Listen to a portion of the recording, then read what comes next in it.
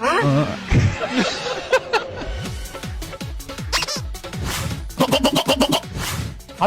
হ্যাঁ স্যার, আমি blouse loan department থেকে এমআরএল বলছি। আপনি লোন লওয়ার জন্য ইনকোয়ারি করেছিলেন। হ্যাঁ করেছিল, দিবি নাকি লোন? অবশ্যই দিব স্যার, কেন দিব না?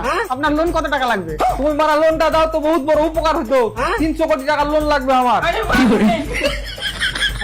স্যার কি এমন করবেন যে এত টাকা লোন লাগবে আপনার? ওই এখানটা ট্রেন লিব।